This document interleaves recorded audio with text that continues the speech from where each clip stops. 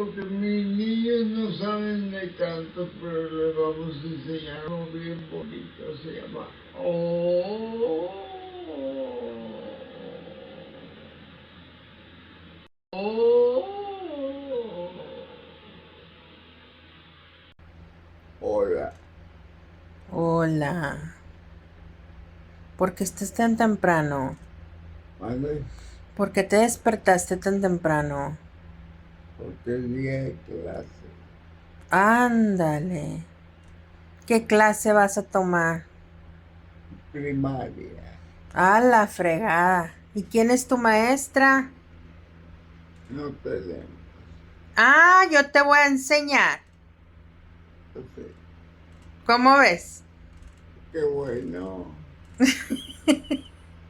¿Me quieres de maestra?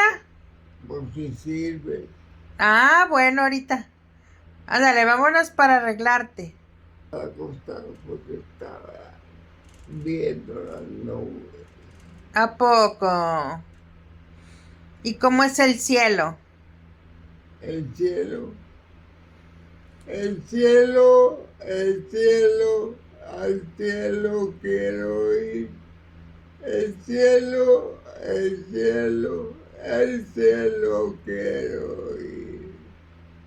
Y el cielo quieres ir a recibir tu palma. A Dios nombre, cuerpo y alma. Procura bien servir. El cielo, el cielo, el cielo quiero ir.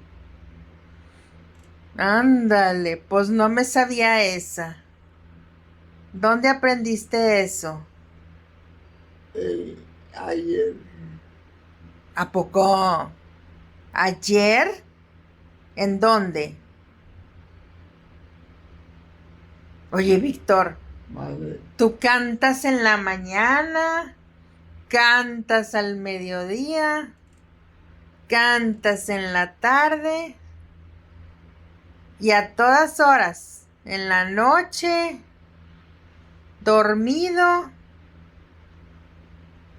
ya lo estás oyendo los cantos. No, yo no los oigo.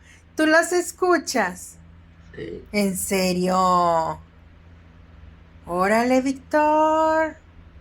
¿Traes la música por dentro? sí.